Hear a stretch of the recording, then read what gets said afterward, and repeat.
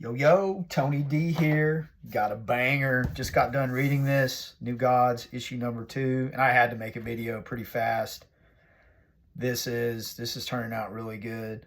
There's a lot of stuff going here. The cover art is Nimit Malavia. And of course Ram V and Evan Cagle is doing the art. Ram V's doing the writing. Ram V's killing it, man. He's on top of it. This is really good. This isn't Evan Cagle. This is someone else. I think the whole purpose of this, they're setting up, now that Darkseid's dead, I think other people are converging upon Apokolips to destroy it or take it over, but I didn't derive much from this, just that.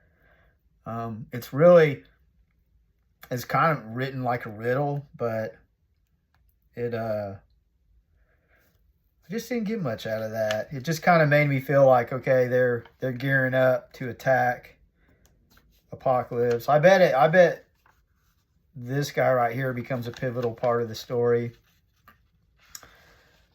Starts off, the High Father has he's doing his thing, having a nightmare.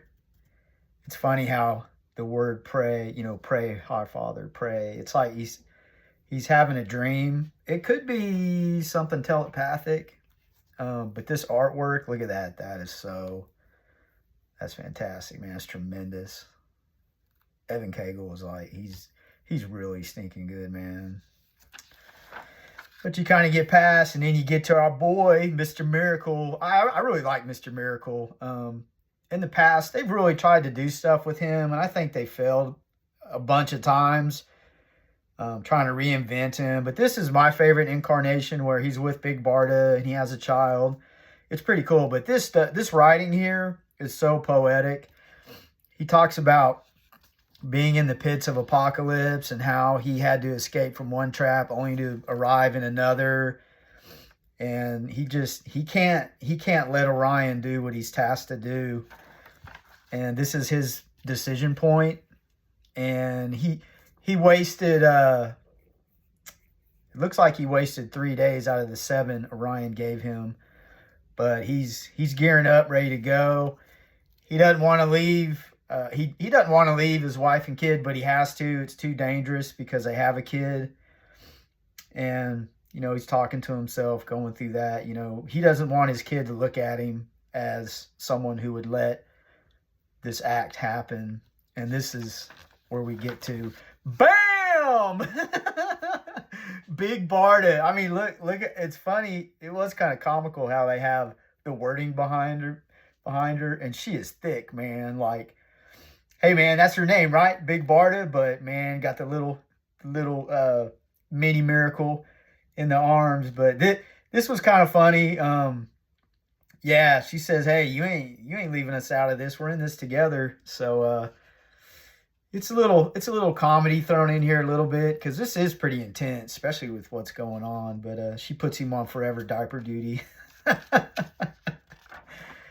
But this is where this artwork right here is fantastic. I mean, I really love when people draw cities like that, like just the detail. That is tremendous. I mean, I can't even imagine the time spent on all these little details. But this is like I'm going to call it the adoptive father of the child. They have this child and they're on the run. There's a team of people chasing them, and they're talking about what the child did in the first issue. But they let you know that they found this child at a Krishna Rahaja temple, which is interesting. I mean, they just found it. And they took it in, adopted it, I believe. And the guy's even saying he doesn't believe in a God, which is really ironic. They do a little talking to that. And then the strike team knows they're there, wherever they're at. and they're talking to the leader. So we get to see the leader. And this, I don't know, man. Somebody pipe in if you know, but they call him Mr. Lord. And I'm thinking, is this Max Lord? I don't know. I mean, when I first read that, I thought so. But then I thought maybe they were calling him Lord, like, hey, you're the Lord of us. But no, I reread it, Mr. Lord. So I don't know, man. Maybe. I haven't really kept up with Maxwell Lord and where he's been at, but I mean, he's talking to a cat back there, and that cat knows all about this child, how it can channel the source wall. It's just like what you saw in the first issue. It was just like an instinct. This is good writing. Yeah, he says it's like sneezing when he channels the source wall. That's how powerful the child is.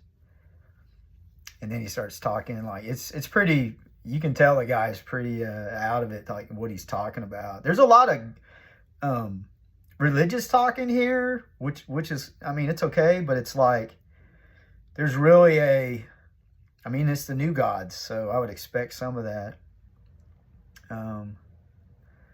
Yeah, and then we're introduced to Seraphan. I did a little research on him. I don't know much about the new gods.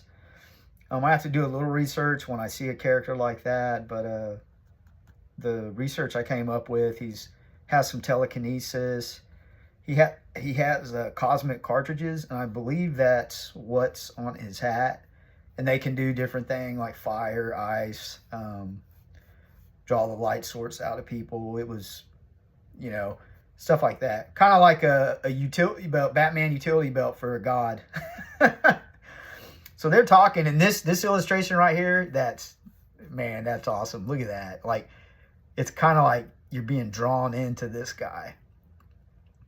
And so this guy is talking about how he was in a coma in the hospital, and it looks like Metron came to visit him and bestowed the knowledge upon him of this child. And so he wakes, and, he has the Omega symbol, divine purpose, renewed. And he's like, Metron. So he knows him, of course. And it's interesting, the Omega symbol, like it being the end and the last, the ultimate limit. You have this going on, and then you have a child, which would represent the beginning. So you have a beginning and an end type situation. That was just kind of what popped into my head when I was reading it. Back on Apokolips, there's a lot of chaos going on. Mantis, I don't know much about that character, but they're ready to go to war with Apokolips, and Metron's talking to Desaad, and Metron's still spitting out riddles, I like the way his face is illustrated there, but he's still, they're still talking about Darkseid being dead, but he talks about the child right here, Earth laying a child of the source. That's kind of interesting. Earth has lain, so the Earth created the child, so that's interesting. Talks about his powers, unspoken, tremendous powers. And he's like, at your darkest hour, what does that mean to you? And he's like, Darkseid is. And then so is the child Darkseid? That's kind of what some of this interpretation I'm getting to, but I don't know. But it seems like Metron, he has sicked to the High Father and this this crew of people that are chasing him. So it'll be interesting to see what happens. I like it, man. There's some mystery there. I'm not quite sure what to make of that.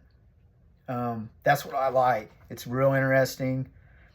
And, you have the ending here. And Apokolips is definitely under attack. But I really enjoyed this read. I'm going to keep doing them. As long as this stuff is high quality like this, I'll keep making little micro reviews. Like I said, I'm not a huge New Gods fan. I never really got into that. But this right here, this has got me hooked. And it gets the E-Gerb. I like it that much. You know, I would definitely buy this. I think this is going to be one of them series people are going to be, they're going to be upset they didn't, you know, jump on. I'm not sure. I'm sure it's limited. I don't think this is one of those ongoing things, but, you know, we'll see. I mean, you have some key stuff having, you know, you got some key issues popping out of this. You can't lose, man. Good art, good writing, good covers. Cover A's are good, so you can stay away from them nasty alternate covers and save your money. So you know what you got to do. Get it!